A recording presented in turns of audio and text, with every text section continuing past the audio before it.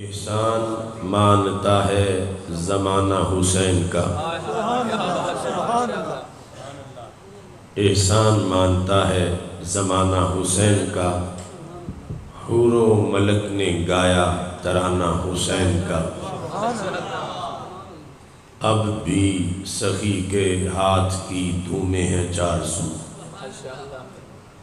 اب بھی سخی کے ہاتھ کی دھومیں ہیں چار سو، صدیوں سے بٹ رہا ہے خزانہ حسین کا۔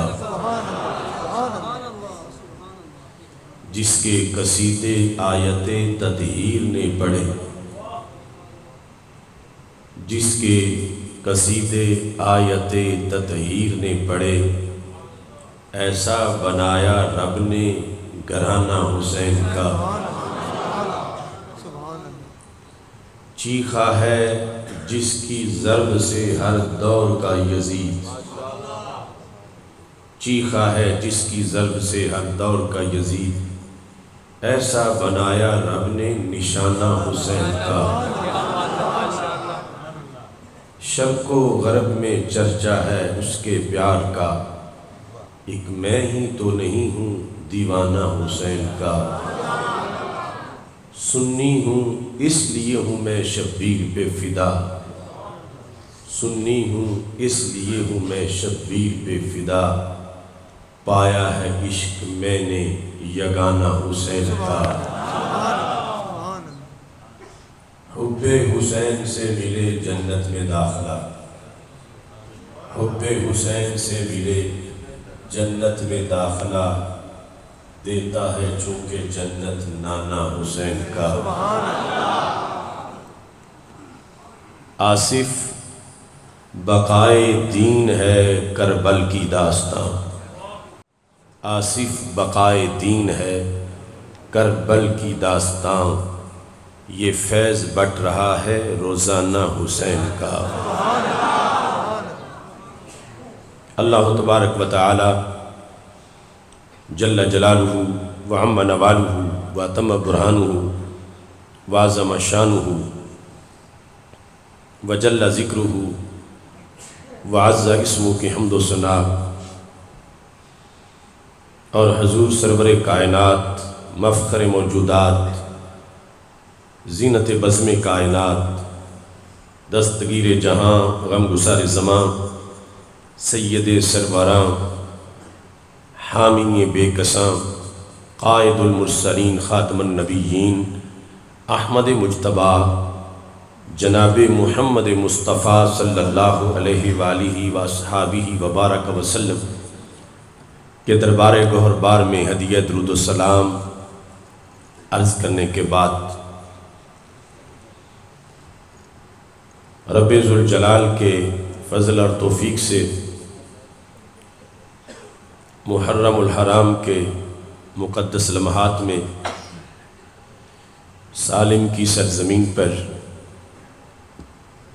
آج ہم سب کو اس عظیم الشان شہادت سیدنا امام حسین رضی اللہ تعالی عنہ کانفرنس میں شرکت کی سعادت حاصل ہو رہی ہے۔ میری دعا ہے رب ذوالجلال تمام علماء و مشائخ اور کارکنان کی اس کاوش کو اپنے دربار میں قبول فرمائے۔ سٹیج پر تحریک لبیک یا رسول اللہ صلی اللہ علیہ وسلم، تحریک لبیک اسلام کے پنجاب کے ایگزیکٹو کونسل کے رکن مجاہد اسلام حضرت صاحبزادہ محمد امین اللہ نبیل سیالوی صاحب اور صوفی باصفا حضرت مولانا محمد مشتاق احمد صاحب میانہ گوندر سے، حضرت مولانا محمد حسنات احمد صاحب رکن سے، تحریک لبیک یا رسول اللہ صلی اللہ علیہ وسلم کہ قومی اسمبلی کے ٹکٹ ہولڈر چودھری محمد اکبر ارائیں صاحب اور صوبائی اسمبلی کے ٹکٹ ہولڈر محمد نصر وڑائچ صاحب، اس مسجد کے خطیب حضرت مولانا محمد طیب صاحب، تحریک لبیک یا رسول اللہ صلی اللہ علیہ وسلم کے اراکین مولانا محمد مطیع اللہ چشتی صاحب، مولانا محمد سرفراز حامدی صاحب، حضرت مولانا محمد اقبال سیفی صاحب، بالخصوص ہماری تحریک لبیک یا رسول اللہ صلی اللہ علیہ وسلم سالم یونٹ کے جتنے بھی عہدیداران ہیں، کارکنان ہیں، میں ان کو ہدیہ تبریک پیش کرتا ہوں۔ اللہ تعالی ہمارے اس عمل کو اپنے دربار میں قبول فرمائے۔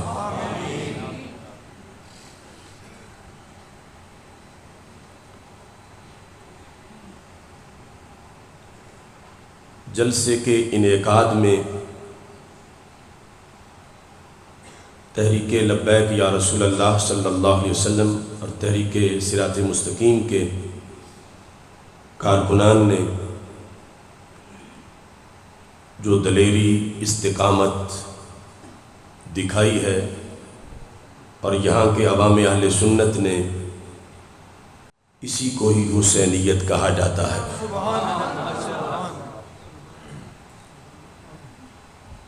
اور سالم والوں نے سالم ہونے کا حق ادا کر دیا ہے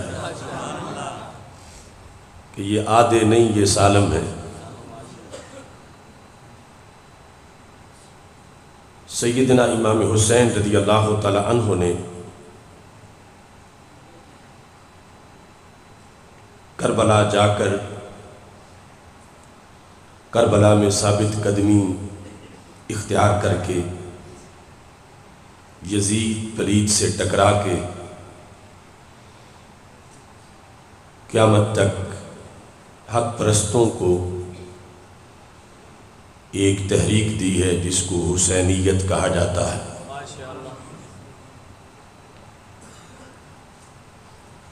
اور حسینیت کی وراثت رب ذوالجلال نے اہل سنت و جماعت کو عطا کی ہے۔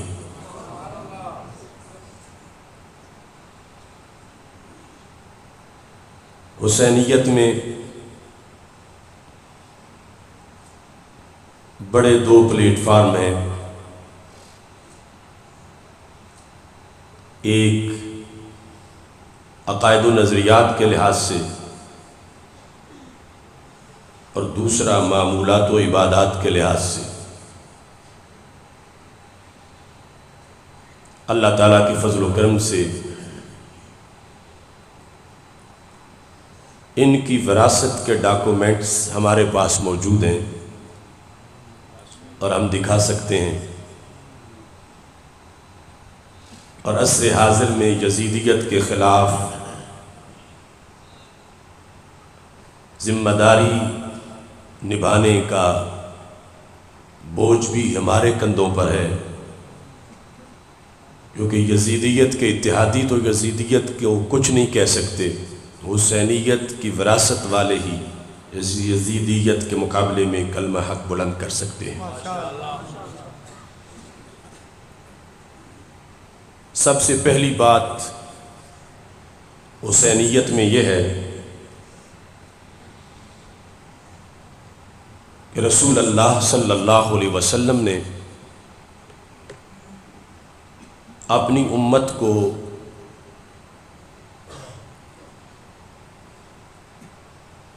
کامیابی اور کامرانی کے لیے جو نظریات عطا کیے، ان نظریات کا نام خود اللہ کے رسول صلی اللہ علیہ وسلم نے اہل سنت رکھا۔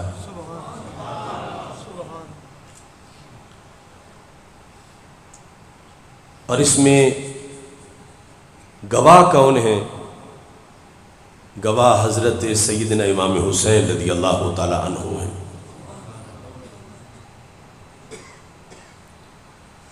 یہ میرے پاس الکامل کی تیسری جلد ہے۔ اس میں امام حسین رضی اللہ تعالی عنہ کی کربلا والی تقریر لکھی ہوئی ہے۔ امام حسین رضی اللہ تعالی عنہ جہاں دیگر ہزار خوبیاں رکھتے تھے، وہاں آپ کی ایک خوبی یہ تھی کہ آپ نے سال ہا سال مسجد نبوی شریف میں بیٹھ کر لوگوں کو حدیث پڑھائی۔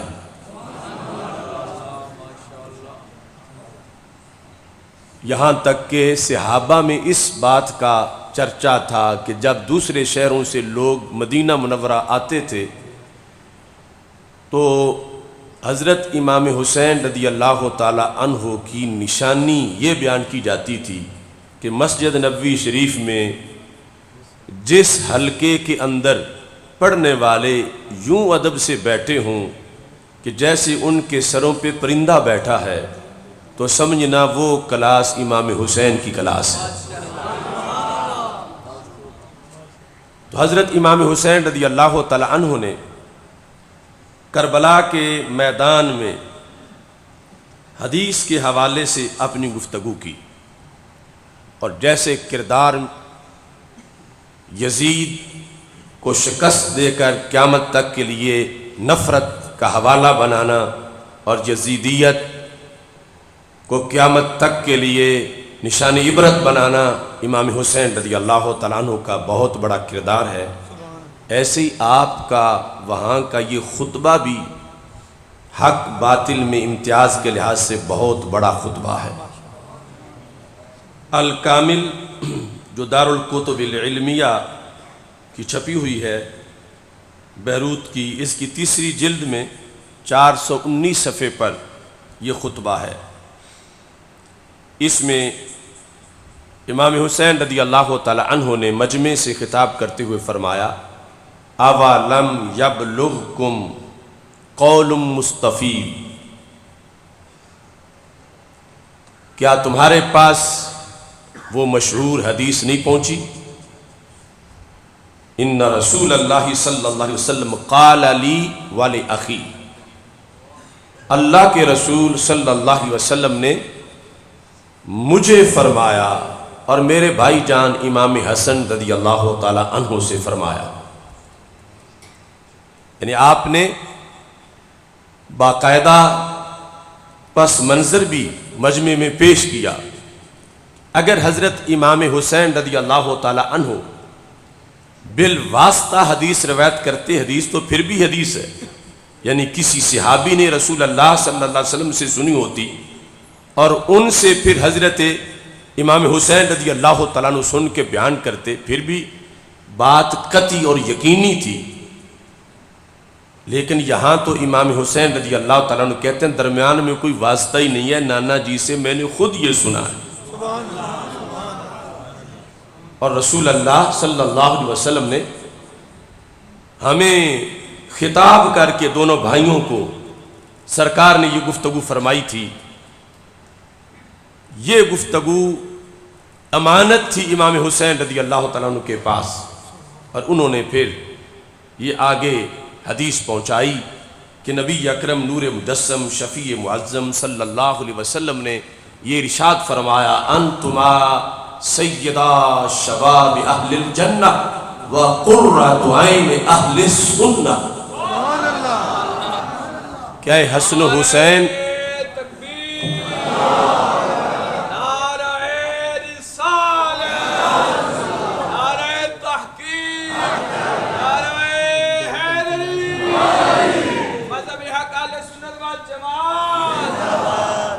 اے حسن و حسین، تم دونوں جنتی جوانوں کے سردار ہو، اور تم دونوں سنیوں کی آنکھ کی ٹھنڈک ہو۔ تو یہ حدیث شریف جس کا امام حسین رضی اللہ تعالیٰ عنہ حوالہ دے کر تقریر میں بتا رہے تھے، اور اس لیے کہ حسینیوں تک قیامت تک یہ بات پہنچے، اور یہ سند کی برکت ہے کہ جو کبھی کربلا کے میدان میں آواز گونجی، فرمان رسول اللہ السلام کی روایت کے لحاظ سے اللہ کا فضل ہے وہی الفاظ سالم کے جلسہ میں بیان کیے جا رہے ہیں۔ انتما سیدہ شباب اہل الجنہ، کہ تم دونوں جنتی جوانوں کے سردار ہو، اور تمہارے غلام کون ہیں، تمہارے خادم کون ہیں، تمہارے مشن پر کون ہیں، تمہاری محبت کا ورثہ کنہیں ملے گا، حسینی کون ہوں گے؟ تو میرے آقا علیہ السلام نے فرمایا وَقُرَّةُ عَيْنِ أَهْلِ السُّنَّةِ،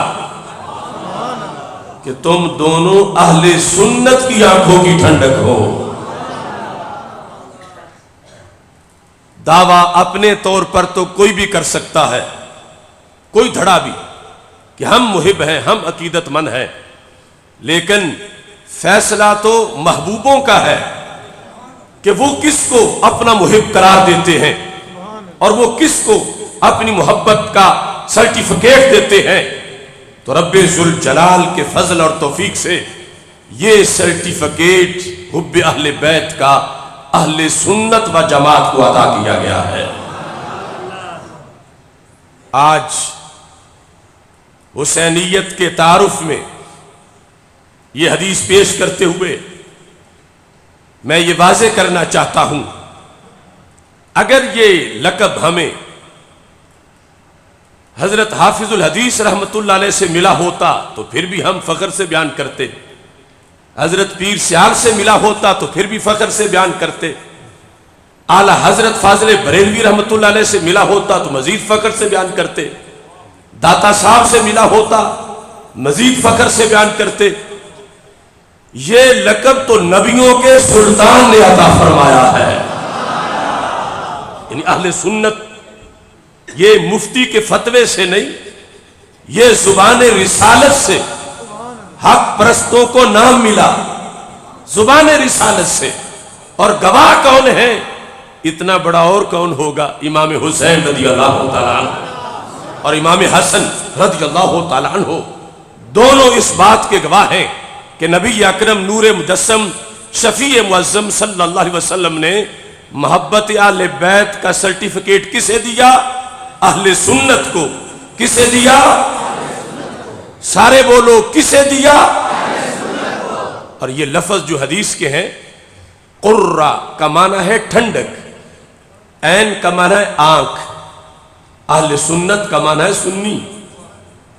قرۃ عین اہل السنہ، یہ لفظ سارے یاد کرو، میرے ساتھ مل کے پڑھو، قرۃ عین اہل السنہ، قرۃ عین اہل السنہ، قرۃ عین اہل السنہ، قرۃ عین اہل السنہ، کہ ہمارے آقا علیہ السلام کا یہ فیصلہ ہے کہ امام حسن اور امام حسین رضی اللہ تعالی عنہما دونوں اہل سنت کی آنکھوں کی ٹھنڈک ہیں۔ اتنا بڑا شرف جب رسول اللہ صلی اللہ علیہ وسلم نے کسی قوم کو دیا ہو، کسی جماعت کو دیا ہو، کسی مسلک کو دیا ہو، تو انہیں پھر دونوں چیزوں کا اظہار کرنا چاہیے۔ ایک کیا ہے؟ اپنے اہل سنت ہونے کا، اور دوسرا شکر ادا کرنا چاہیے کہ سنی ہونے کا معنی محب اہل بیت ہونا ہے۔ سنی ہونے کا مطلب محب اہل بیت ہونا ہے۔ تو نبی اکرم نور مجسم شفیع معظم صلی اللہ علیہ وسلم نے حضرت امام حسین رضی اللہ تعالی عنہ کو جو فرمایا، پتا تھا کہ انہیں پہنچے گی بات تو ہر جگہ پہنچ جائے گی، تو حضرت امام حسین رضی اللہ تعالی عنہ نے تقریر کی۔ اس تقریر کے اندر اپنے ساتھ تعلق والوں کا نام، جو کربلا میں حسینیت کا نام یعنی حسینیت والوں کا تعارف جو انہوں نے بیان کیا، وہ تعارف ہے اہل السنہ وقرۃ عین اہل السنہ، کہ رسول اللہ صلی اللہ علیہ وسلم ارشاد فرماتے ہیں کہ رب ذوالجلال نے حسنین کریمین کا پیار اہل سنت کو عطا فرمایا ہے۔ اب پیار کے ساتھ یہ ہے کہ ان کے مشن سے پیار، ان کے عقیدے سے پیار، ان کے نظریے سے پیار، ان کی ہر ادا سے پیار۔ تو اس سلسلہ میں حضرت امام حسین رضی اللہ تعالی عنہ اور حضرت مولا علی رضی اللہ تعالی عنہ کی تقاریر دیکھیں، اور دوسری طرف صحابہ کرام رضی اللہ تعالی عنہم کی روایات دیکھیں، احادیث جو ان سے مروی ہیں، تو دونوں سے ہی اس کی صداقت اہل سنت و جماعت کی شکل میں نظر آتی ہے۔ کوئی فرقہ چاروں محبتوں سے خالی ہے، کسی کو اللہ کی محبت میسر ہے تو اللہ کے رسول علیہ السلام کی نہیں، کسی کو آل کی محبت کا دعویٰ ہے تو اصحاب کی نہیں، کسی کو اصحاب کی محبت کا دعویٰ ہے تو آل کی محبت نہیں، جبکہ ہمارے آقا علیہ الصلوۃ والسلام نے قیامت تک کی صداقت کے لیے یہ نسخہ عطا کیا جو حدیث شریف میں سند صحیح سے موجود ہے۔ ہمارے آقا علیہ الصلوۃ والسلام کا فرمان ہے، احب اللہ لما یغزوکم بہ من النعم، اللہ سے پیار کرو، کیوں کہ وہ تمہیں کھلاتا پلاتا ہے۔ یہ پہلا پیار ہے۔ اب اپنے سینے چیک کرتے جانا، فرمایا احبونی، مجھ سے بھی پیار کرو، صرف اللہ سے پیار نہیں، مجھ سے بھی کرو۔ کس لیے؟ لحب اللہ، کہ رب بھی مجھ سے پیار کرتا ہے۔ پھر یہاں تک کہ نہیں، احب اہل بیتی، میرے اہل بیت سے بھی پیار کرو۔ کس لیے؟ لحبی، رب وہ میرے اہل بیت ہیں۔ مجھ سے اس لیے کرو میں رب کا حبیب ہوں، اور میری آل سے اس لیے کرو وہ رب کے حبیب کی آل ہے۔ اللہ اللہ فی اصحابی لا تتخذوہم غرضا من بعدی، میرے صحابہ کے بارے میں رب سے ڈرتے رہنا، انہیں میرے بعد نشانہ نہ بنا لینا۔ فمن احبہم فبحبی احبہم، فرمایا جس نے صحابہ سے پیار کرنا وہ میری وجہ سے کرنا ہے، کہ وہ میرے صحابہ ہیں، وہ میرے صحابہ ہیں۔ فمن ابغضہم فببغضی ابغضہم، فرمایا جس نے ان سے بغض رکھا، ان سے نہیں رکھا، مجھ سے رکھا۔ اب یہ سرکار کے لفظ سن کر تم اپنے سینوں کی طرف دھیان دو۔ میں کہتا ہوں سنی اگرچہ عالم نہ بھی ہو، سنی عقیدے کی برکت یہ ہے کہ یہ محبت ماؤں نے دودھ میں ہی پلا دی ہے۔ اگر وہ سنی ہے، اگرچہ اسے اس حدیث کا پتہ آج چلا ہو، میں کہتا ہوں ہماری مٹی اگرچہ پنجاب کی ہے مگر سینے میں نور مدینہ شریف کا ہے، کہ اس سنی کے دل کے اندر اللہ کی محبت کا سمندر بھی پھاٹے مار رہا ہے، عشق رسول اللہ صلی اللہ علیہ وسلم کا سمندر بھی موجزن ہے۔ جب اہل بیت اطہار علیہ رضوان کی بات آتی ہے پھر بھی اس کے چہرے پہ بہار آ جاتی ہے۔ جب صحابہ کرام رضی اللہ تعالیٰ عنہم کا چرچا ہوتا ہے پھر بھی اس کے چہرے پہ نور برستا ہے۔ لہٰذا اس 14ویں صدی میں اگر پلرز آف لو ان اسلام کے مطابق تم حسینیت کا تعارف چاہو تو خدا کی قسم حسینیت کا مسکن سوائے سنی کے سینے کے کہیں نظر نہیں آتا۔ وہ ساری محبتیں جو حسینیت کی تبلیغ کا حصہ ہیں اگر اکٹھی پائی جاتی ہیں تو اس سینے کو سنی کا سینہ کہا جاتا ہے۔ لبیک لبیک لبیک یا رسول اللہ، لبیک لبیک لبیک یا رسول اللہ، لبیک لبیک لبیک یا رسول اللہ، لبیک لبیک لبیک یا رسول اللہ، لبیک لبیک لبیک یا رسول اللہ۔ تاجدار ختم نبوت، تاجدار ختم نبوت، اہل سنت اہل جنت، اہل سنت اہل سنت۔ اب دیکھیے رسول اللہ صلی اللہ علیہ وسلم کے زبان سے جو ہمارا نام ہمیں ملا، اس میں چند ضروری باتیں آج کے پیغام میں بڑی لازم ہیں۔ کچھ لوگ اہل سنت یا لفظ سنی چھپاتے ہیں، رشتہ داروں میں بیٹھے ہوئے ہوں، فیکٹری میں ہوں، سڑک پر ہوں. یہ وجہ ہے کمزوری کی. نام جب سرکار نے دیا ہے اور نام جب صداقت کا اعلان ہے تو پھر جھجک کس چیز کی ہے؟ تو حسینیت کی خاطر اگر روزانہ کم از کم دن میں 10 مرتبہ تم اپنے سنی ہونے کا اعلان کرو تو کیڑے مکوڑے تو اپنی موت خود ہی مر جائیں گے. کوئی وہ ہے جنہیں 5 سال ہوئے ہیں اپنا نام رجسٹرڈ کروائے ہوئے اہل سنت والجماعت، اور ہم وہ ہیں جنہیں 14 صدیاں گزر گئی ہیں. اور سرکار نے تو فیصلے سارے کر دیے. یہ نہیں کہ جب کسی کا چاہے تو کسی دفتر سے اپنا نام منظور کروا لے اور کہے میں ہوں. سرکار نے یہ فیصلہ کیا کہ حب اہل بیت کس کے پاس ہے، اور پتا تھا کہ جب یہ اہل سنت نے کلیئر ہو جانا ہے تو پھر کسی نے جن کے دامن پر اتنے داغ ہوں گے وہ چاہیں گے کہ سفید چادر ہم اوپر لے لیں تاکہ سارے داغ چھپ جائیں.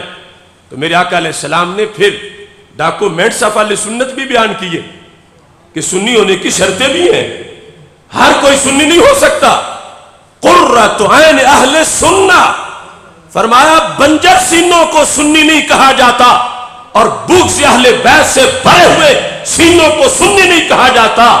سنی اس سینے کو کہا جاتا ہے جس کو چیرا جائے تو آدھے پہ حسن لکھا ہو آدھے پہ حسین لکھا ہو، سبحان اللہ، تب اس کو اہل سنت کہا جائے گا. تو اس بنیاد پر اپنے اس تعارف کو اس لیے بھی اس میں لذت محسوس کرو کہ اگر تم یہ بتانا چاہو کسی کو کہ میں محب اہل بیت ہوں تو اس کے 2 طریقے ہیں. ایک یہ ہے کہ ان لفظوں میں کہو میں محب اہل بیت ہوں، اور دوسرا یہ ہے کہ کہو میں اہل سنت ہوں. یعنی محب اہل بیت اور اہل سنت حدیث کے لفظوں کے مطابق ان کا مطلب ایک ہوا. اور اس بنیاد پر نبی اکرم نور مجسم شفیع معظم صلی اللہ علیہ وسلم کے اس ٹائٹل سے یہ پتا چلا آپ نے جو دیا کہ جتنی عمر اسلام کی ہے اتنی لفظ اہل سنت کی ہے. یہ فرقہ وارانہ لفظ نہیں ہے، یہ سرکار کا دیا ہوا لقب ہے حق پرستوں کے لیے. یہ سرکار کی دربار سے منظور شدہ ہے. یہ انگریز کے دربار سے کسی کا لقب منظور ہوا نہیں، یہ سرکار کے دربار سے صدیوں پہلے حق پرستوں کے لیے منظور ہوا تھا. اس واسطے ہماری بیک وقت 2 پہچانیں ہیں. ایک پہچان اسلام سے ہے، دوسری پہچان اہل سنت سے ہے. ہندوؤں، سکھوں، یہود، نصارہ، پارسیوں، مجوسیوں کے مقابلے میں ہماری پہچان اسلام ہے، اور اسلام کی چھتری کے نیچے گھسے ہوئے 2 نمبر لوگوں کے مقابلے میں ہماری پہچان اہل سنت ہے. اس بنیاد پر اپنے اس نام کے ساتھ زندہ رہو اور اس کا اظہار کرو، اس پر اللہ کا شکر ادا کرو. اب اوروں کے پاس تو یہ تاریخ ہے نہیں، اوروں کے پاس یہ سند ہے نہیں، اوروں کے پاس 14 صدیوں کی یہ صداقت ہے نہیں، اور وہ پھر بھی جھوٹے پراپوگنڈے کے ذریعے سے اپنی تشہیر کرتے ہیں اپنے ناموں کی. اور جن کے پاس یہ صداقت رسول اللہ صلی اللہ علیہ وسلم سے چل کے آئی اور پھر اس پر 14 صدیوں میں امت کے نمائندے جن سے امت کی بہار آئی ہے وہ سارے کے سارے ہمارے مسلک کے ہیں. اب دیکھیں نا، کوئی درخت ہو تو اس کی پہچان کے لیے یہ ہے کہ اس کا بیج کون سا ہے یا اس کا پھل کون سا ہے. جنہیں یہ گمنڈ ہے کہ ہم محب اہل بیت ہیں، ان سے پوچھو تمہارے حب اہل بیت کے درخت پہ کھلنے والے پھولوں کا نام کیا ہے، یا اس درخت کی پنیری کہاں سے آئی ہے، بیج کہاں سے آیا. جو دعوے دار ہو کہ ہم محبت صحابہ رکھتے ہیں، ان سے پوچھو اس شجرے محبت صحابہ پر کون کون سے پھول 14 صدیوں میں کھلے، ان کی خوشبو تو سونگھاؤ، ان کا بیج تو دکھاؤ. کیکروں کو، بنجروں کو، کھنڈروں کو اہل سنت نہیں کہا جاتا. دوسری جگہ دیکھو گے تو سوائے بھنگ کے دھوؤں کے اور قتل و قتال کے کچھ نظر نہیں آئے گا. ہماری تاریخ دیکھو گے تو اس درخت پر کھلنے والے پھول کو کبھی داتا صاحب کہا جاتا ہے تو کبھی غریب نواز کہا جاتا ہے، کبھی بابا فرید کہا جاتا ہے، کبھی امام فضل خیر آبادی کہا جاتا ہے، کبھی مجدد الفسانی کہا جاتا ہے، کبھی امام احمد رضا بریلوی کہا جاتا ہے۔ یہ پوری تاریخ میں پھول بتا رہے ہیں کہ واقعی یہ جڑی بوٹیاں نہیں، یہ مکی مدنی پنیری کا گلشن کھلا ہوا ہے۔ اس پر عوام کے لحاظ سے جو حسینیت کا اعتقادی پہلو ہے اس مختصر نشست میں، اس کی چند دلیلیں آپ کے سامنے پیش کر رہا ہوں۔ مستدرک للحاکم کے اندر یہ حدیث شریف موجود ہے، اور یہ وہ ہے نسخہ کیمیا کہ جس کی وجہ سے بندے کا ٹائم ضائع نہیں ہوتا۔ اب دیکھو نا، ٹائم گھنٹہ بھی ضائع ہو جائے تو بڑا افسوس لگتا میرا پورا گھنٹہ ضائع ہو گیا، اور اگر پوری عمر ضائع ہو جائے کسی ایسی غلطی کی وجہ سے کہ وہ کام پہلے کیا ہی نہیں تھا، عمر بھر نمازیں بھی پڑھی، روزے بھی رکھے، حج بھی کیے، زکاتیں بھی دیں، اور نتیجہ جہنم نکلا، اگر قیامت کے دن اس غلطی کا پتہ چلے تو بندہ کتنا افسوس کرے، اور اگر سالم کے جلسے میں کسی کو پتہ چل جائے اگر اس کی غلطی ہو، اس تو ان جلسہ کرانے والوں کا بڑا احسان مند ہونا چاہیے۔ یہ مستدرک للحاکم میں حدیث شریف ہے، ایک شخص کے احوال ہمارے آقا علیہ السلام نے بیان کیے، اور کیسے احوال، رشک آتا ہے۔ اب ہم رہتے ہیں پاکستان میں تو ہمیں رشک نہیں آتا ان پر کہ جو ہر وقت کعبے کے سامنے بیٹھے ہوئے، جو روضہ رسول اللہ علیہ وسلم کے سامنے بیٹھے ہوئے، کہ کتنے وہ خوش نصیب ہیں۔ ہم کبھی کبھار جاتے ہیں ویزا لے کے، پھر جلدی جب دن فوراً ختم ہو جاتے ہیں، اور یہاں حدیث میں ایک شخص کا حوالہ دیا گیا جو وہاں 2-4 گھنٹے نہیں گیا، 2-4 مہینے نہیں گیا، 2-4 سال نہیں گیا۔ میرے آقا علیہ السلام کا یہ فرمان مستدرک للحاکم میں حدیث نمبر 4766 ہے، یہ جلد نمبر 4 ہے، صفحہ نمبر 130 ہے۔ فَلَوْ أَنَّ رَجُلًا سَفَنَ بَيْنَ الرُّكْنِ وَالْمَقَامِ، ایسا بندہ کہ جو حرم میں پہنچا، صرف عرب نہیں، عرب سے پھر حرم کی شان اونچی ہے، اور پھر حرم میں مسجد حرام کی شان اونچی ہے، اور مسجد حرام میں پھر آگے کعبے کی شان اونچی ہے۔ تو میرے آقا علیہ السلام فرماتے ہیں بین الرکن والمقام، ایک طرف حجر اسود ہے اور دوسری طرف مقام ابراہیم ہے، اس کے درمیان اس نے مصلی بچھا لیا ہے، اور ساری زندگی وہیں گزار دی ہے۔ دن رات کروڑ ہاتھ جلوے کعبے پہ برس رہے ہیں، اور وہ ان کی آغوش میں ہے۔ پھر نہ اسے کوئی نکالتا ہے، نہ اس کو کوئی فکر ہے، کھانے پینے کی ساری ضرورتیں اس کی پوری ہو رہی ہیں، بین الرکن والمقام زندگی گزاری ہے۔ اور پھر اس نے سستی بھی نہیں کی، صلی وصام، نمازیں بھی پڑھی، روزے بھی رکھے، یعنی وہاں رہ کر عبادت میں بھی مصروف رہا۔ اب اس کی بظاہر زندگی کتنی قابل رشک ہے کہ حرم میں ہے، حجر اسود اور مقام ابراہیم کے درمیان بیٹھا ہے، نمازی ہے، روزے دار ہے، وہیں زندگی گزر گئی۔ میرا آقا علیہ السلام فرماتے ہیں جب روح نکلی داخل النار، سیدھا جہنم میں جا گرا، جہنم میں جا پہنچا۔ اب کیا کمی تھی اس میں؟ کیوں ایسا ہوا؟ وہ کسی صنم کدے میں، بت خانے میں تو نہیں رہا، وہ تو کعبے کے سامنے رہا، وہ عیش و عشرت میں نہیں، وہ تو نماز روزے کا پابند رہا، تو ساری زندگی وہاں گزار دی۔ لیکن روح نکلی تو سیدھا جہنم میں پہنچا۔ سرکار نے اس کی کمی بیان کی، آج لے ان کی پناہ، آج مدد مانگ ان سے، کل نہ مانیں گے قیامت کو اگر مان گیا۔ یعنی کتنا لازم ہے اس حدیث کو واضح کرنا، اور کتنا لازم ہے سن کے قبول کرنا اگر وہ کمی کسی میں نکل آئے۔ اتنا مقرب بظاہر انوار کی تجلیات کی برسات میں ہے اور روح نکلی ہے تو سیدھا جہنم میں گرا ہے. ثم لقی اللہ. درمیان میں اب وہ لفظ بولوں گا کہ کمی کیا تھی. سرکار فرماتے ہیں فلو ان رجلا سفن بین الرکن والمقام فصلى وصام ثم لقی اللہ. روزہ نماز سب کچھ کر کے مرا وَهُوَ مُبْغِضٌ لِأَهْلِ بَيْتِ محمد صلی اللہ علیہ وسلم. یہ کمی تھی کہ آل محمد صلی اللہ علیہ وسلم کا دل میں بغض تھا.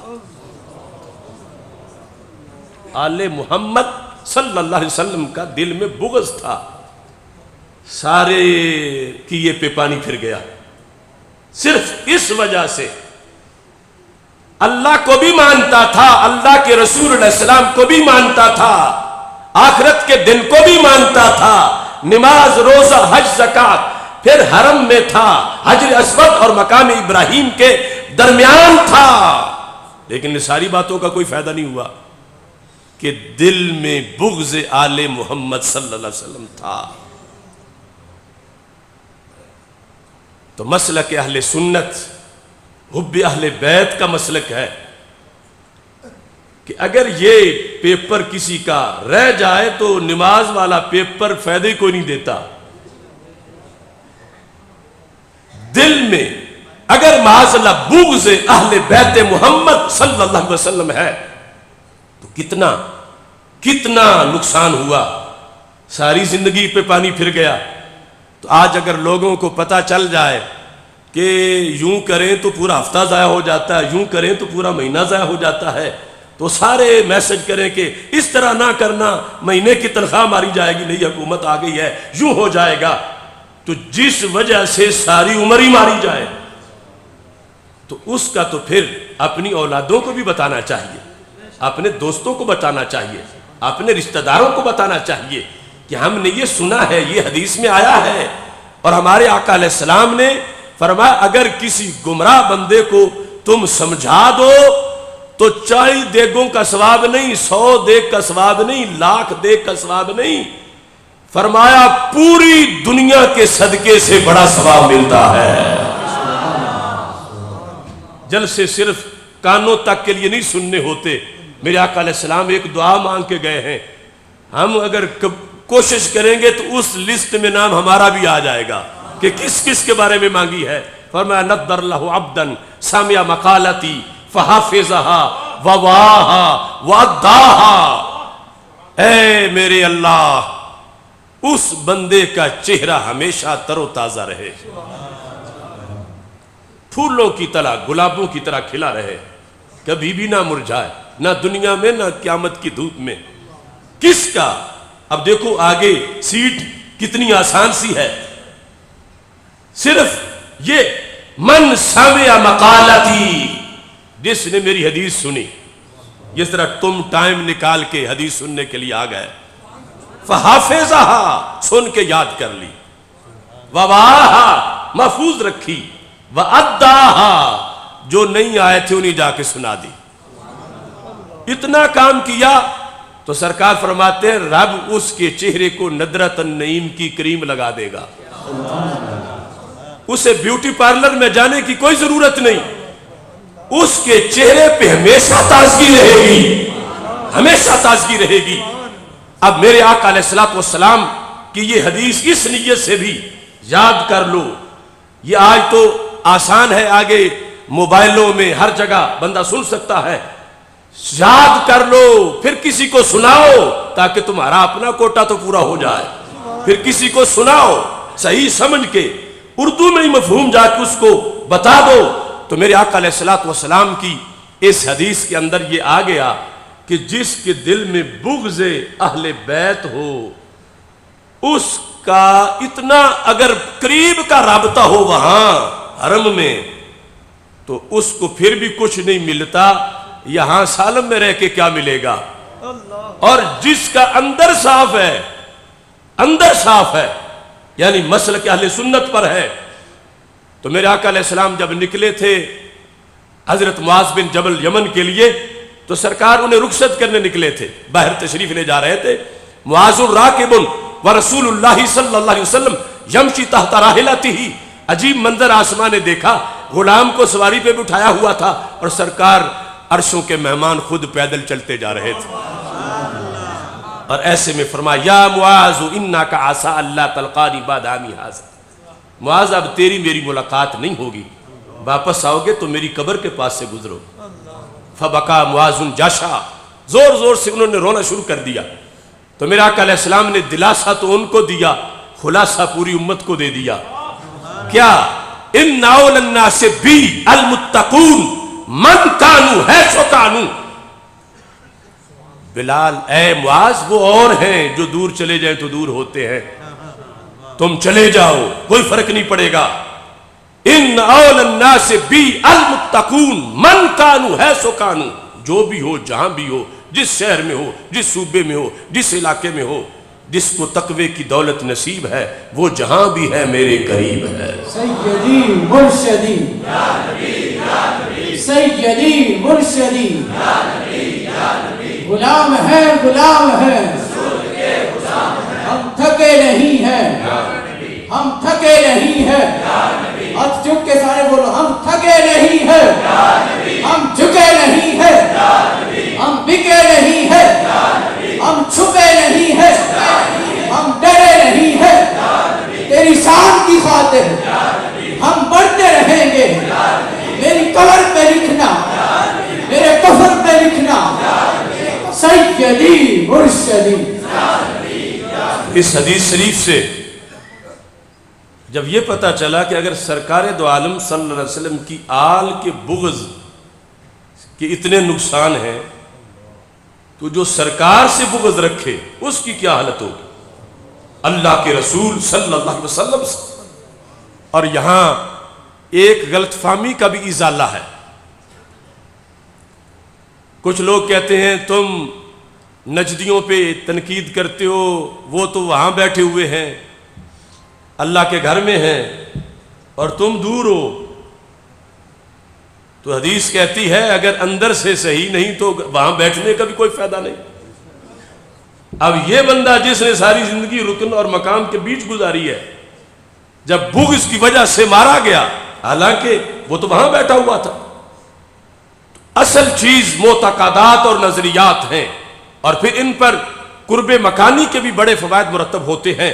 تو یہ ایک حدیث بطور سبق جو قبر کی دیواروں تک ہی نہیں اندر قبر کے بھی کام آئے گی. اور اس کے بعد بھی میں نے آپ کو سنائی کہ جن چیزوں کی وجہ سے بندے کے عمل ضائع ہو جاتے ہیں، زندگی پہ پانی پھر جاتا ہے، ان میں سے ایک یہ ہے کہ اگر دل میں بغض اہل بیت رضی اللہ تعالیٰ عنہ ہو تو بندے کے سب کچھ پہ پانی پھر جاتا ہے. دوسری حدیث اسی کتاب سے صفحہ نمبر اس کتاب کا 833 حدیث نمبر 6715. اب یہ حدیثیں کچھ لوگ ہیں پہلی سن کے، یعنی جب یہ بات ان تک پہنچے گی یا آپ بیٹھے ہوں تو پہلی سن کے خوش ہوں گے، کچھ دوسری سن کے خوش ہوں گے اور کچھ دونوں سن کے خوش ہوں گے. اور حسینیت یہ ہے کہ دونوں سن کے خوش ہو جائیں. دوسری حدیث کہ ایک اور بھی ہے بلا، اس وجہ سے بھی بندے مارا جاتا ہے، اس وجہ سے بھی بندے کے عمل پہ پانی پھر جاتا ہے. وہ کیا ہے؟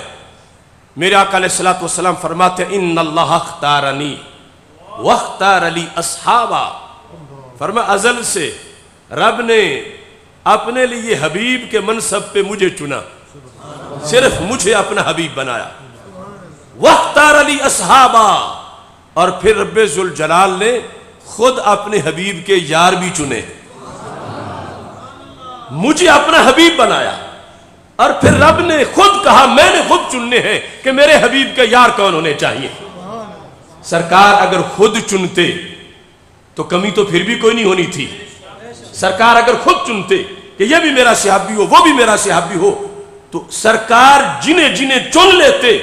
اور آج 15ویں صدی میں کوئی آ کے ان کو گالی دیتا یا ان پر تنقید کرتا تو سرکار سے کوئی اس کو حیثیت انعام کی مل سکتی تھی، بلکہ ایمان ضائع ہو جاتا کہ سرکار جسے اپنا کہیں اس پہ تنقید کر رہا ہے۔ اور یہاں تو مقام ہی بڑا اونچا ہے، سرکار فرماتے ہیں اصحاب میں نے خود نہیں چنے، میرے اصحاب میرے رب نے چنے ہیں۔ کیا عظیم مرتبہ ہے سرکار کے سارے صحابہ رضی اللہ تعالیٰ عنہم کا، کہ جتنا کوئی بڑا ماہر ہو وہ جب انتخاب کرے تو اچھا انتخاب ہوتا ہے، تو رب سے بڑھ کے کسی کا علم ہو سکتا؟ بولو تو صحیح۔ تو پھر اللہ کے انتخاب سے بڑا انتخاب کسی کا ہو سکتا؟ تو جو اللہ کے انتخاب کو ٹھوکر مارے، معاذ اللہ، مسترد کرے، تنقید کرے، ہمارا انتخاب ناکام ہو سکتا ہے چونکہ ہمیں مستقبل کا علم نہیں۔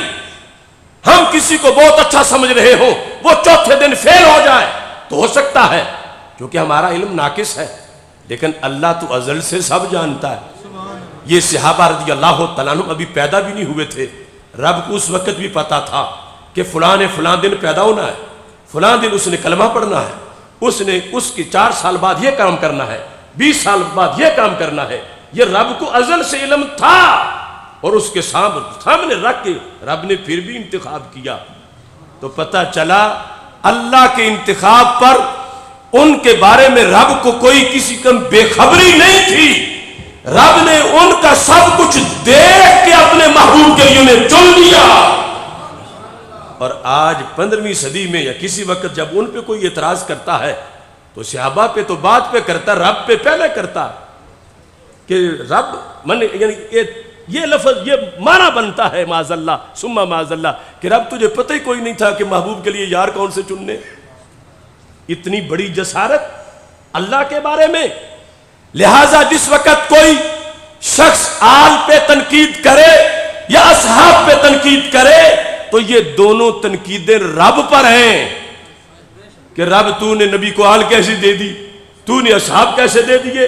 تو دونوں طرف برائی ہے، جو آل پہ تنقید کریں یا اصحاب پہ، کہ وہ رب کی طرف جہالت کی نسبت کر رہے ہیں معاذ اللہ کہ رب کو پتہ ہی کوئی نہیں تھا۔ قربان جائیں سنیوں تمہارے عقیدے پر، تم آل کو بھی سلام کرتے ہو، اصحاب کو بھی سلام کرتے ہو۔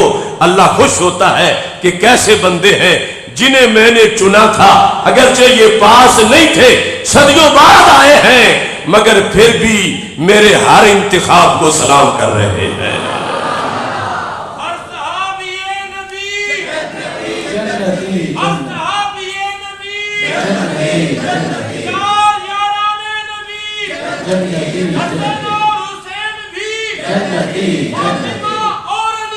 جنتی جنتی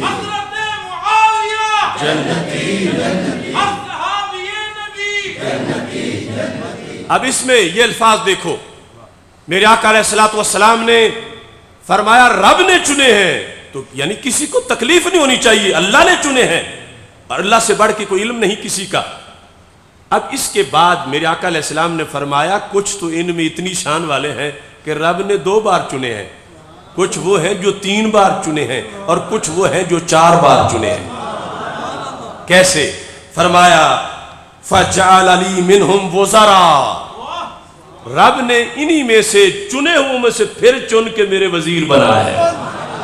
وَأَنصَارًا وَأَصْحَارًا، انہی میں سے رب نے چن کے پھر کہ احد کے دن میرے آگے کون کھڑا ہوگا، میرے دائیں کون ہوگا، بدر میں میرے ساتھ کون ہوگا، رب نے میرے انصار بنائے، وَأَصْحَارًا، اور انہی میں سے رب نے میرے سسر بھی چنے، میرے داماد بھی چنے۔ یہ اللہ نے چنے۔ میرا سسر میرے سسر ہو صدیق اکبر، فرما انتخاب رب ذوالجلال کا ہے، میرے سسر ہو فاروق اعظم رضی اللہ تعالیٰ عنہما، فرما انتخاب میرا نہیں، انتخاب رب ذوالجلال کا ہے، میرے داماد ہو دورے حضرت عثمان غنی، یہ انتخاب میرا نہیں، انتخاب رب ذوالجلال کا ہے، اور میرے داماد ہوں مولا علی رضی اللہ تعالیٰ عنہ، یہ انتخاب میرا نہیں، انتخاب رب ذوالجلال کا ہے۔ یہ کہنے کے بعد چونکہ ہمارے آقا علیہ الصلوۃ والسلام تاجدار ختم نبوت ہے، اور اس کا سمپل سا مفہوم یہ ہے کہ آپ کو قیامت تک کی ہر صدی کا ہر سال کا ہر مہینہ، ہر مہینے کا ہر ہفتے کا ہر دن کا ہر گھنٹے کا ہر منٹ اور ہر منٹ کا ہر سیکنڈ، اس میں امت پر جو مصیبتیں آنی تھی پتا تھا، جو بیماری آنی تھی پتا تھا، جو فتنہ آنا تھا پتا تھا، ہر بیماری کا علاج کیا، ہر مسئلے کا جواب دیا، امت کو اندھیرے میں نہیں چھوڑا۔ اتنا علم سرکار دے کے گئے ہیں۔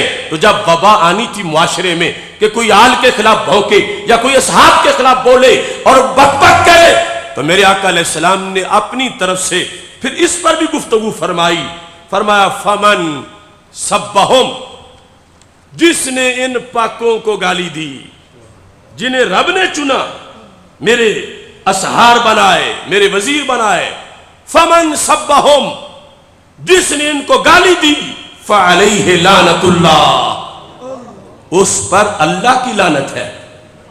وہ ذات جو رحمت عالم ہے، اب کس قدر ان کے نزدیک یہ اتنا بڑا جرم ہوا کہ وہ لعنت کرنے پہ آئے۔ فمن سبہم، فرمایا اے ٹو زیڈ جتنے صحابہ ہیں اور جتنے اہل بیت اطہار ہیں، فرمایا ان میں سے جو کسی کو گالی دے، فعلیہ لعنت اللہ، اس پر اللہ کی لعنت ہے، والملائکہ، فرشتوں کی لعنت ہے، والناس اجمعین، سارے لوگوں کی لعنت ہے۔ اب آگے، لا یقبل منہ صرف ولا عدل، قیامت کا دن ہوگا، ایک بندہ جس نے بڑی نمازیں پڑھی ہوں گی، روزے، حج، زکاتیں، خیرات، میدان معاشر میں بورڈ لگے ہوں گے کہ یہ زید کے اعمال کے ڈھیر ہیں، یہ عمر کے، یہ بکر کے، یہ خالد کے، جب اس کے نام کی تختی لگی ہوگی تو عمل ایک بھی اسے نظر نہیں آئے گا، حیران ہوگا وہ میری نمازیں کہاں گئی ہیں، میرے روزے کہاں گئے، میرا حج کہاں ہے، میری زکاتیں کہاں ہیں، میں نے زندگی بھر اتنے نیک کام کیے وہ کدھر گئے؟ تو اسے کہا جائے گا جو حضرت عائشہ صدیقہ کو گالی دے اسے نماز کا ثواب نہیں ملتا۔ لا یقبل منہ یوم القیامت صرف ولا عدل، یا قیامت کے دن اسے نہ فرض کا ثواب ملے گا نہ نفل کا ملے گا، سب کچھ پہ پانی پھر جائے گا، سب کچھ ضائع ہو جائے گا۔ اگر قیامت کے دن اس بات کا پتہ چلتا، پہلے نہ چلتا، تو بندے ہاتھ ملتے رہ جاتے، ہائے افسوس، مرنے سے 5 گھنٹے پہلے ہی پتہ چل جاتا تو میں کچھ کوشش کرتا۔ تو سرکار نے اتنا کرم کیا کہ صدیوں پہلے ہی بتا دیا ہے کہ معمولی نہ سمجھنا میرے یاروں کے خلاف بولنا، معمولی نہ سمجھنا میری آل کے خلاف بولنا، یہ تو اتنا بڑا مسئلہ ہے، انسان سے پہلے تو عمل کرنا مشکل بڑا ہے، اور یہ ایسا روگ ہے کہ اس سے کوئی عمل بچتا ہی نہیں۔ لا یقبل منہ یوم القیامت صرف ولا عدل، فرمایا ڈھونڈے گا جب عمل کو، رب کی طرف سے پتہ چلے گا تو نے فلاں موڑ پہ حضرت صدیق اکبر کو بک بک کی تھی، ہم نے سب پہ پانی پھیر دیا، تو نے حضرت مولا علی، حضرت عثمان غنی، حضرت فاروق اعظم رضی اللہ تعالیٰ عنہم، ان کے خلاف تو بولا تھا، اس وجہ سے وہ سارے عمل کا لدب کچھ بھی قبول نہیں ہوگا تیرا، سب تیرے منہ پہ مارا جا رہا ہے۔ آج لے ان کی پناہ، آج مدد مانگ ان سے، کل نہ مانیں گے قیامت کو اگر مان گیا۔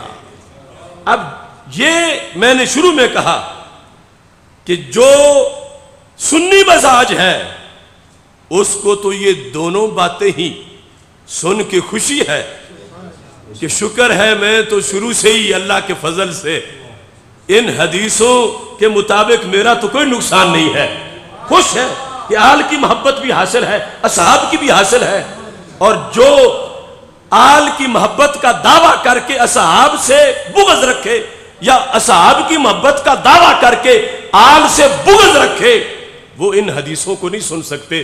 اور یہ حدیثیں بتاتی ہیں کہ یہ دونوں طرف کی محبت سچی ہو تو اکٹھی پائی جاتی ہے، اگر ایک طرف کی ہو تو سچی ہوتی نہیں ہے، کیونکہ محبت کی وجہ ہے سرکار کی ذات۔ تو جب سرکار دو عالم صلی اللہ علیہ وسلم کی ذات ایک ہے، قانون سبب ایک ہو تو مسبب بھی ایک ہوتا ہے، تو جب محبت کی وجہ ایک ہے تو محبت بھی ایک ہے، اور اتنی ایک ہے کہ پورے اسلام کی بنیاد جب رکھنی تھی تو نیچے مکس کر کے ان دو محبتوں کو رکھا گیا۔ اب دیکھو نا، چھوٹی سی چیز ہو، عام سی، اس کی بنیاد کے لحاظ سے بھی بندہ بڑا بندوبست کرتا ہے، اور بنیاد کی بڑی ویلیو ہوتی ہے، چھوٹی سی دیوار، اور جس دیوار پر پوری عمر موقوف ہے بندے کا سارا دین، بندے کا سارا ایمان اسلام، اس دیوار کی پھر، اس بنیاد کی پھر کتنی ویلیو ہے۔ تو اس واسطے آج کی گفتگو میں یہ حوالہ جات تمہیں پیش کر رہا ہوں کہ گلی گلی محلے محلے پہنچاؤ۔ اگر کسی کی بنیاد میں فرق رہ گیا ہے تو اب وہ فرق نکالا جا سکتا ہے، یہ اسلام میں ایسا ہے، فرق نکالا جا سکتا ہے، روح نکل گئی پھر نہیں نکلے گا فرق، اور پھر اس پیپر میں جو فیل ہو گیا اگلے پیپر ہوں گے ہی نہیں، کہ عمل اس کا ہوگا، حساب اس پاس ہوگا تو پھر نماز روزے کا آگے چلے گا، یہ نماز کے نمبر کتنے ہیں، روزے کے کتنے ہیں، اور یہ عقیدے والا فیل ہو گیا تو اگلا کوئی ہے نہیں، سیدھا جہنم میں چلا جائے گا۔ تو اس بنیاد پر آپ کے سامنے سید عالم نور مجسم شفیع معظم صلی اللہ علیہ وسلم کا یہ فرمان رکھنا چاہتا ہوں۔ ہمارے آقا صلی اللہ علیہ وسلم نے اپنی امت کو خصوصی طور پر پختگی کے لیے یہ پیغام عطا فرمایا، اور متعدد ماخذ کے اندر یہ حدیث شریف موجود ہے۔ ہمارے آقا صلی اللہ علیہ وسلم ارشاد فرماتے ہیں لِكُلِّ شَيْءٍ أَسَاسٌ، ہر شے کی کوئی نہ کوئی بنیاد ہوتی ہے، ہر شے کی، وَأَسَاسُ الْإِسْلَامِ، اسلام کی بنیاد کیا ہے؟ ہر شے کی جو بنیاد ہے تو اسلام کی بنیاد کیا ہے؟ فرمایا حب اہل بیت رسول اللہ صلی اللہ علیہ وسلم و اصحابی، اسلام کی یعنی ہر مومن کا جو اپنا ایمان ہے جس پر اسے کامیابی ملنی ہے، اسلام ہے اس کا، اس کی بنیاد کیا ہے؟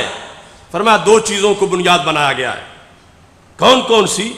مفتی کا فتویٰ نہیں، سرکار کا فرمان ہے، حب اصحاب رسول اللہ، حب آل رسول اللہ صلی اللہ علیہ وسلم و اصحابی، اللہ کے رسول اللہ السلام کی آل کی محبت اور اصحاب کی محبت، یہ دونوں بنیاد ہے، دونوں ہوں گی تو بنیاد چلے گی، اگر فرق ہوا تو بنیاد ہی نہیں ہے۔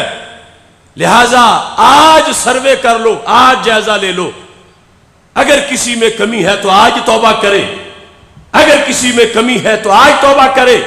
یہ دعوت ہے اہل بیت کی، ابھی میں اس کا حوالہ پیش کرتا ہوں، یہ دعوت ہے اصحاب کی، ابھی میں اس کا حوالہ پیش کرتا ہوں، اور دوسری طرف میدان معاشر ہے،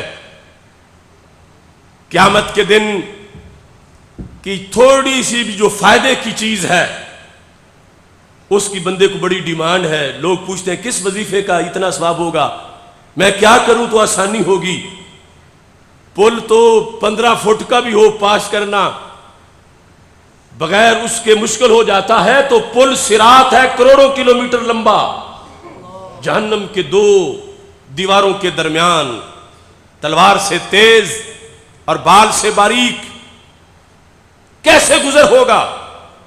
ہمارے آقا صلی اللہ علیہ وسلم نے فرمایا ویسے تو بڑا مشکل ہے لیکن ایک طریقہ اس کا موجود ہے۔ سرکار ارشاد فرماتے ہیں، فرمایا اثبتکم علی الصراط اشدکم حبا لأہل بیتی ولأصحابی، فرمایا سب سے زیادہ ثابت قدمی سے اس پل سے وہ گزرے گا، کتنی دیر میں؟ آنکھ جھپکنے میں۔ کون؟ فرمایا جس دل میں میری آل کا بھی شدید ترین پیار ہے اور صحابہ کا بھی شدید ترین پیار ہے۔ یہ کتنا قیمتی نسخہ ہے، اور سرکار کی طرف سے دستخط شدہ ہے، اور معاشر میں اس پر سارا مدار ہے۔ تو آج پھر اس کی تبلیغ کی ضرورت ہے، آج اس کی تشہیر کی ضرورت ہے، آج اس سلسلے میں ہر ایک کو اپنے ذہن، دماغ، دل کا جائزہ لینے کی ضرورت ہے کہ کیا میرے اسلام کی بنیاد میں کوئی کمی تو نہیں؟ اور قیامت کے دن جو پل صراط سے پار ہونا ہے ثابت قدمی کے ساتھ، ایک ہوتا لفظ ثابت جو تم بولتے ہو فلاں تو بڑا ثابت قدم ہے، جیسے تم جلسہ کرنے میں ثابت قدم رہے اور جلسہ ماشاءاللہ ہو رہا ہے، ثابت ہونا، اور ایک ہے اثبت، اس میں تفضیل، سپرلیٹو ڈگری، بہت زیادہ ثابت قدم، بہت زیادہ ثابت قدم۔ تو میرے آقا علیہ السلام نے غیب کی خبر دی، یہ بھی احسان ہے، نسخہ بھی بتایا۔ پھر قیامت کے دن جو یہ چاہتا ہے کہ پل صراط سے گزرتے ہوئے مجھے کوئی جنبش نہ آئے، میرے پاؤں نہ کانپے، میں پھسلوں نہیں، میں گروں نہیں، دل میں کوٹ کوٹ کے بھر لو یہ پیار، جس کے دل میں جتنی یہ محبت زیادہ ہوگی یہ محبت رنگ دکھائے گی کہ اس سینے کو جنبش نہیں آئے گی، پاؤں نہیں ڈگمگائے گا، بلکہ سیدھا جنت میں پہنچ جائے گا۔ نعرہ تکبیر، اللہ اکبر، اللہ اکبر، اللہ اکبر، نعرہ رسالت، نعرہ تحقیق، نعرہ حیدری، نعرہ غوثیہ۔ اب اس سلسلہ میں تقریر دونوں طرف سے کی گئی، چونکہ ہمارے آقا صلی اللہ علیہ وسلم کی ہر نسبت ختم نبوت والی ہے، آپ کی آل بھی ختم نبوت والی ہے، اصحاب بھی ختم نبوت والے ہیں۔ رب نے ازل سے یہ فیصلہ کیا ہوا تھا کہ آخری نبی تب بھیجنے ہیں کہ ان کے شاگرد ذہین بھی چوٹی کے ہوں، امین بھی چوٹی کے ہوں، کہ اللہ کے رسول علیہ السلام سے پڑھنے میں بھی کمال کر جائیں، یہ نہیں کہ ان کو سمجھ کوئی نہ آئے، پھر آگے دلیر بھی چوٹی کے ہوں، امین بھی چوٹی کے ہوں، اگرچہ 80 زخم ان کو لگ جائیں حق پھر بھی بیان کر کے ہی رہے۔ یہ ازل سے رب نے انتخاب کیا تھا کہ آخری بھیجنے تب ہیں، چونکہ پہلے انبیاء میں یہی روٹین تھی، ایک آتے تبلیغ کرتے، آگے پھر قوم میں اندھیرا جب چھا جاتا ہر طرف تو پھر نئے آتے، پہلے جانے کے بعد نئے آتے تب اندھیرا ختم ہوتا، پھر وہ تبلیغ کرتے، پھر سلسلہ چلتا، پھر اندھیرا چھاتا، پھر نئے نبی آتے تب اندھیرا ختم ہوتا۔ تو اگر آخری آنے کے بعد بھی ایسے ہی ہوتا تو پھر تو اندھیرے چھا جاتے ہمیشہ کے لیے، کہ آخری ہم نے ایسے بھیجنے ہیں کہ جن کی روشنی قیامت تک رہے، اور پھر ان سے پڑھنے والے جو ہیں وہ روشنی بانٹنے کی ایسی صلاحیت رکھیں، نہ ان کو دبا سکے نہ کوئی جھکا سکے۔ تو اس بنیاد پر آل و اصحاب نے مل کر اس پورے دین کو آگے پہنچایا، اور اس سلسلہ میں اس پورے دین کا حق ادا کر دیا پورے دین کے لحاظ سے۔ اور ہمارے آقا علیہ الصلوۃ والسلام نے اس سلسلہ میں جو ارشاد فرمایا، وہ حدیث ویسے سارے فرقوں والے بیان کرتے رہتے ہیں، لیکن اس کی لذت اور لطافت بھی اہل سنت ہی محسوس کر سکتے ہیں۔ انا تارکن فیکم الثقلین ما ان تمسکتم بہما لن تضلوا بعدی کتاب اللہ و عترتی اہل بیتی۔ یہ حدیث ان 10,000 حدیثوں میں ہے جو ختم نبوت کی حدیثیں ہیں، اور ذکر آل و اصحاب کا ہے۔ میں تم میں 2 چیزیں چھوڑ کے جا رہا ہوں، یعنی سرکار یہ بندوبست کر کے گئے آل کے تعارف میں بھی کہ نبی کوئی نہیں آنا، اور انتظامات میں خود کر کے جا رہا ہوں، گمراہی سے بچاؤ کے لیے بندوبست میں نے خود کر دیا ہے، اور کسی کے نبی کے آنے کی گنجائش نہیں۔ انا تارکن فیکم الثقلین، میں تم میں 2 چیزیں چھوڑ کے جا رہا ہوں، ما ان تمسکتم بہما لن تضلوا بعدی، جب تک ان دونوں سے تمہارا تعلق دونوں سے رہا تو تم کبھی بھی گمراہ نہیں ہوگے۔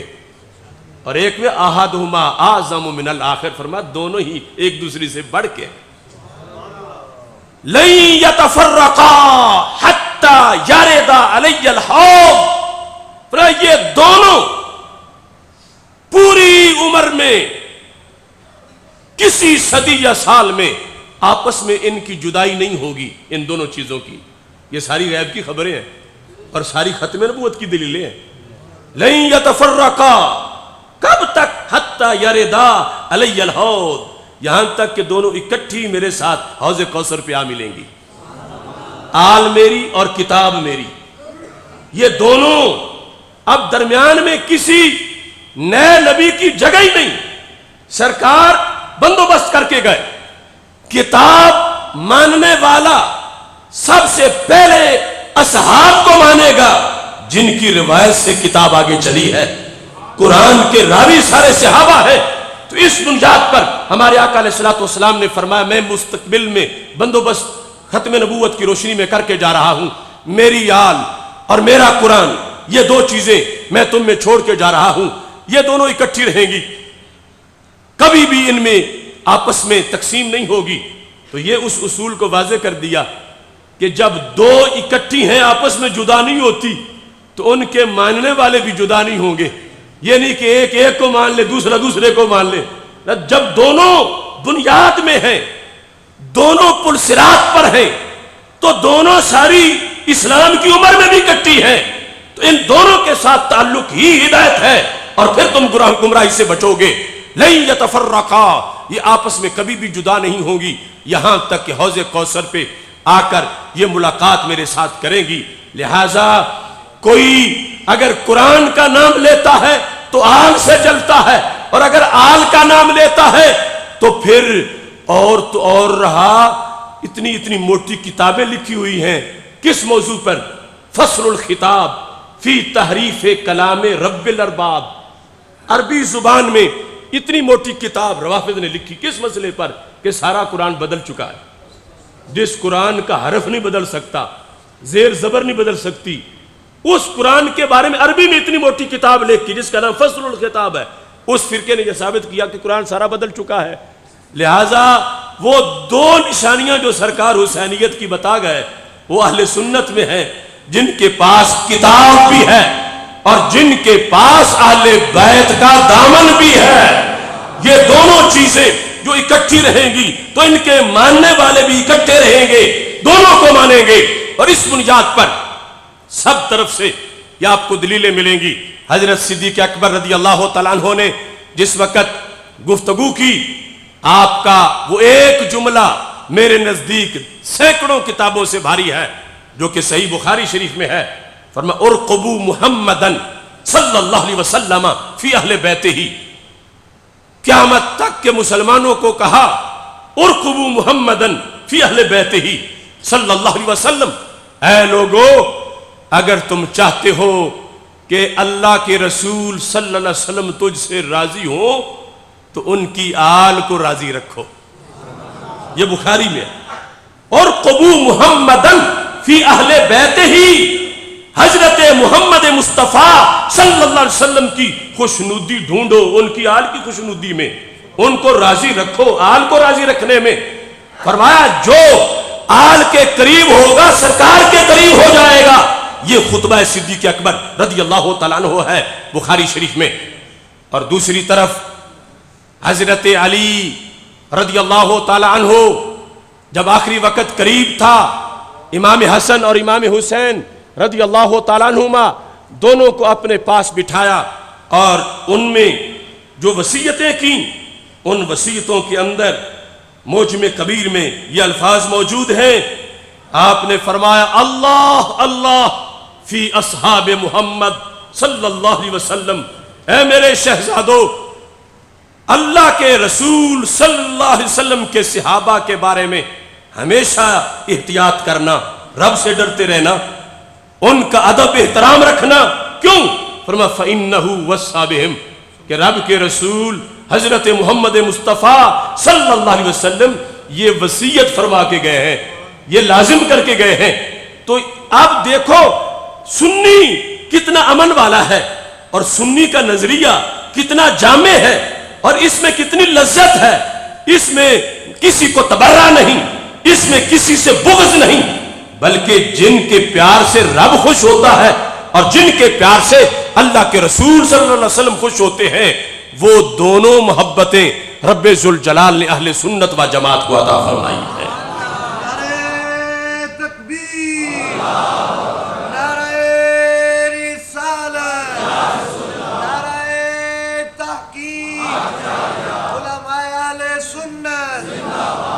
اس سلسلہ میں یہ اہل بیت اطہار علیہم الرضوان سے محبت کا طریقہ خود آل کے خطبوں میں ہے کہ ان کی محبت تب ہے جب صحابہ کی محبت ہے، صحابہ کی تب ہے جب آل کی محبت ہے۔ یہ امام ذہبی نے سیر اعلام النبلاء کی 5ویں جلد میں لکھا ہے، اور اس سند میں یحییٰ بن کثیر آگے سارے راوی اہل بیت کے ذکر کر رہے ہیں کہ یحییٰ بن کثیر ذکر کرتے ہیں حضرت امام جعفر صادق رضی اللہ تعالیٰ عنہ سے، اور وہ ذکر کرتے ہیں اپنے اباجی حضرت امام محمد باقر رضی اللہ تعالیٰ عنہ سے، اور امام محمد باقر رضی اللہ تعالیٰ عنہ ذکر کرتے ہیں روایت اپنے اباجی امام زین العابدین رضی اللہ تعالیٰ عنہ سے۔ بات کیا ہے؟ صفحہ نمبر 338 جلد نمبر 5، بات یہ ہے کہ امام باقر کہتے ہیں جا رجل الی ابی، ایک بندہ میرے ابا جی کے پاس آیا، فقال اخبرنی عن ابی بکر، اس نے کہا میں نے مسئلہ پوچھنا ہے۔ پوچھو۔ اخبرنی عن ابی بکر، مجھے ابو بکر کے بارے میں بتاؤ۔ حضرت امام زین العابدین رضی اللہ تعالیٰ عنہ بڑے رمز شناس ہیں اور نظریات اہل بیت کے اسپیشلسٹ ہیں۔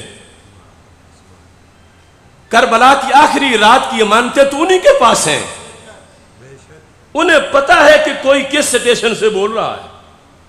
دیکھو، اور یہ سبق ہے مفتیوں کے لیے، یہ سبق ہے پیروں کے لیے۔ اخبرنی عن ابی بکر، مجھے ابو بکر کے بارے میں بتاؤ۔ حضرت صدیق اکبر رضی اللہ تعالیٰ عنہ کو جو صرف ابو بکر کہے تو ابو بکر بھی کہا جا سکتا، لیکن اگر اس نے یہ تہیہ کیا ہو میں نے صدیق نہیں کہنا، میں نے صرف ابو بکر کہنا ہے، صدیق نہ مانتا ہو تو پھر ابو بکر میں کہنے میں اعتراض ہے۔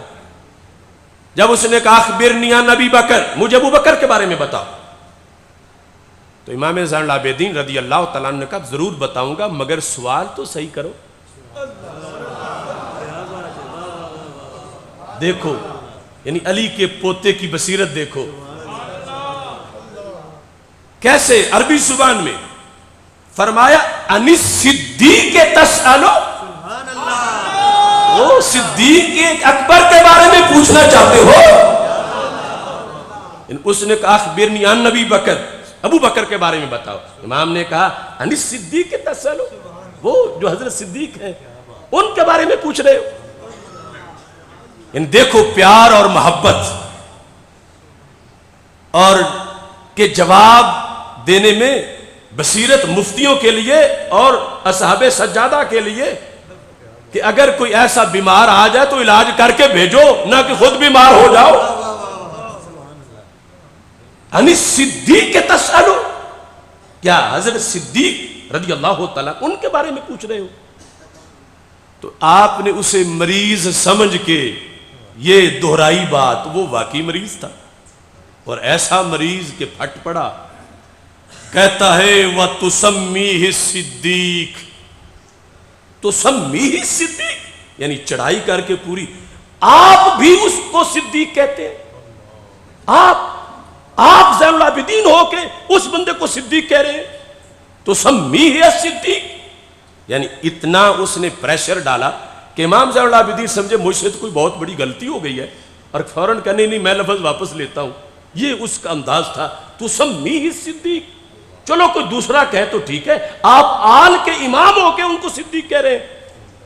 اب اس نے جو چڑھائی کی تو امام نے اس کی پوری خبر لی،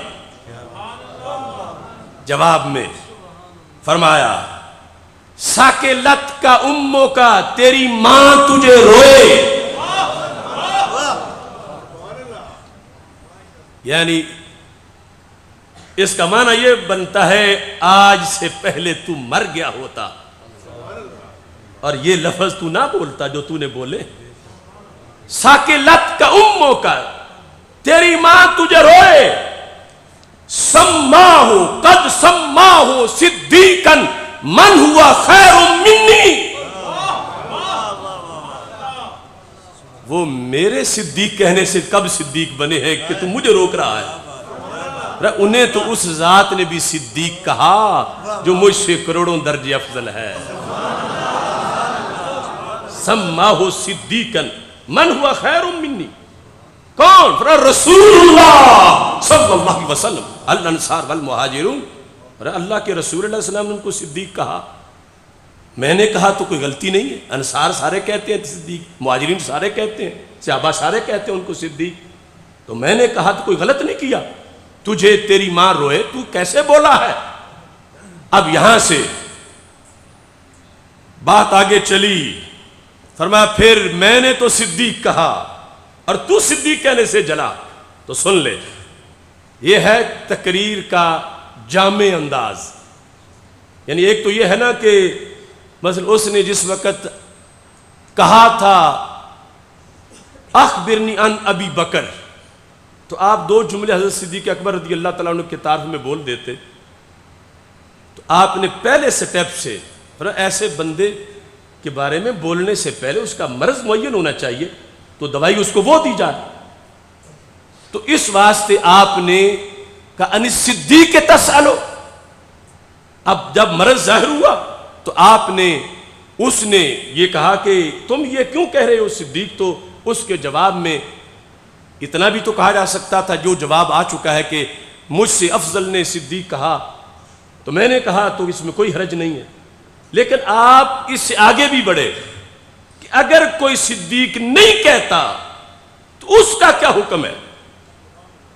اگر کوئی صدیق نہیں کہتا, یعنی کچھ لوگ کہتے ہیں تم صرف یہ تقریر اپنے والی کرتے جاؤ, ساتھ جو دوسرا فرق بیان کرتے ہو ادھر سے چپ رہو, صرف تم سیدھی سیدھی کرو. ہم کہتے ہیں جو آل نے کی ہے وہ سیدھی سیدھی ہے. کہا میں صدیق کہتا ہوں, اب جو نہ کہے میں نے وہ بھی بیان کرنا ہے. اگر جلتا ہے تو جلتا رہے. کہتے ہیں من لم یسمہ صدیقا فلا صدق اللہ قولہ. فرمایا جس نے آج زندگی میں حضرت ابو بکر صدیق رضی اللہ تعالیٰ عنہ کو صدیق نہ کہا, قیامت کے دن جب اٹھے گا فرشتے کہیں کون ہو؟ کہیں انا مومن انا مسلم. اللہ کہے گا اس کا کوئی اعتبار نہیں, غلط بول رہا ہے. انا مسلی, میں نمازی ہوں. امام زین العابدین کہتے ہیں اسے کہے گا فرشتہ جو ابو بکر کو صدیق نہ مانے ہمیں آرڈر ہے اس کی کوئی بات نہیں مانیں گے. یاد تو نہیں مومن, تو ابو بکر صدیق کو صدیق نہیں مانا, ہم تیری کیسے مان جائیں؟ ہم تجھے نمازی کیسے مانے؟ تو نے ان کو صدیق نہیں مانا. تو امام زین العابدین رضی اللہ تعالیٰ عنہ نے کہا آج ہے وقت, سیدھے ہو جاؤ. اگر تم نے صدیق جو نہیں مانتا اس کی کوئی بات نہیں مانی جائے گی قیامت کے دن. جتنا بھی وہ کہے میں نے کلمہ پڑھا تھا, میں مسلمان تھا, مسلمانوں کے گھر پیدا ہوا تھا, میں نے نمازی پڑھی تھی, ہر بات میں جواب یہ ہوگا کہ تو نے صدیق کو صدیق نہیں مانا, تو نے صدیق کو صدیق نہیں مانا, تو نے صدیق کو صدیق نہیں مانا, لہٰذا جہنم جانے سے تجھے کوئی نہیں روکتا, جہنم جاؤ. یہ تقریر کرنے کے بعد امام زین العابدین رضی اللہ تعالیٰ عنہ نے پھر اپنی طرف سے پیغام دیا, اذهب, اب اٹھ نکل جا میرے پاس سے, لیکن بات میری یاد رکھ. کیا بات؟ کہتے ہیں احب ابا بکر و عمر, جا ضرور مگر علی کے پوتے سے حب صدیق کا پیالہ پی کے جا. فاذهب احب ابا بکر و عمر. یعنی امام زین العابدین اپنے آستانے پہ بیٹھے ہیں, اپنی سیٹ پہ بیٹھے ہیں, انہیں کیا مجبوری تھی؟ ایک ملنگ آیا تھا اور اس کو اب یہ بھی ساتھ دعوت دے رہے ہیں. وہ سمجھتے تھے کہ جو پیغام حضرت علی نے امام حسین رضی اللہ تعالیٰ عنہ کو دیا, امام حسین نے ان کو بھی پڑھایا. فاذهب فاحب ابا بکر و عمر.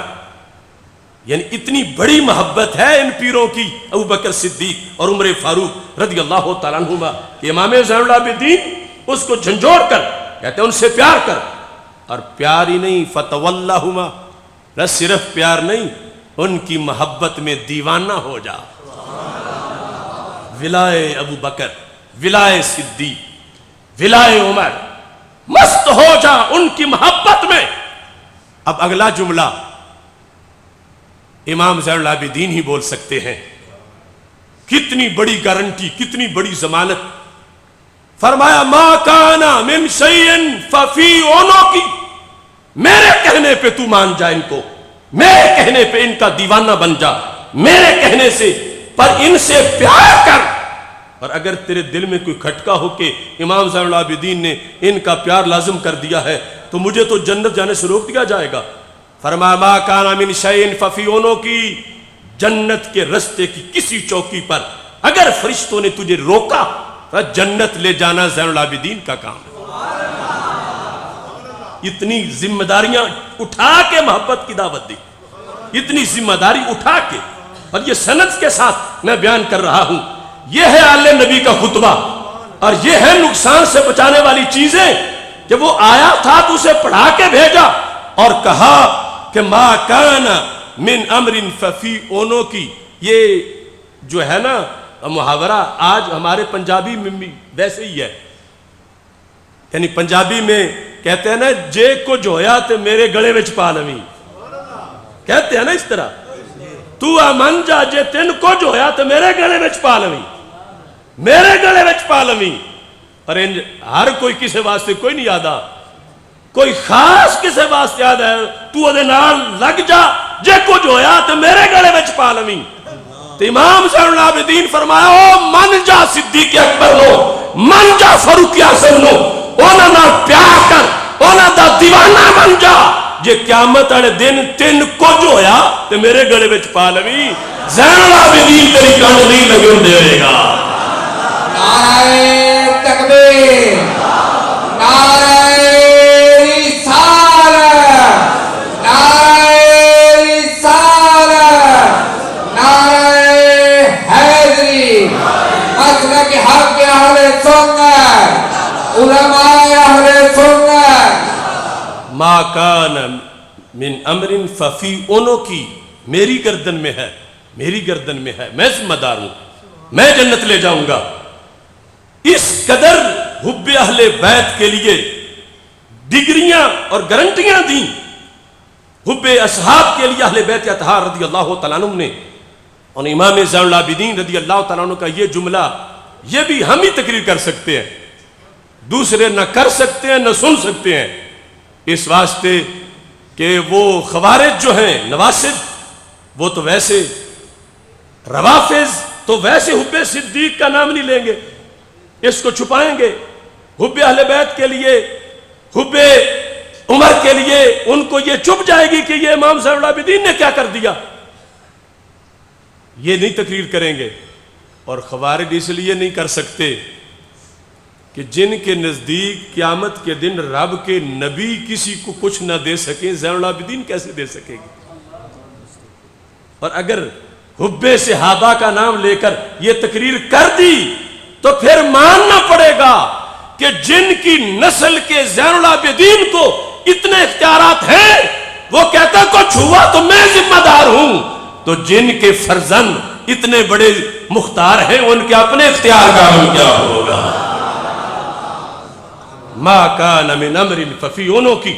اور یہ طویل خطاب ان کے مختلف کتابوں کے اندر موجود ہیں، میں نے ایک گلدستہ آپ کے سامنے پیش کیا، اور یہ شروع میں حدیث شریف بیان کر دی کہ صرف آج سننا ہی نہیں، اس کو یاد بھی کرنا ہے، اور یاد کر کے پھر آگے پہنچانا بھی ہے، تاکہ وہ ندرت النعیم والی کریم مل جائے اور ہمیشہ کے لیے چہرے جو ہیں وہ تر و تازہ رہیں۔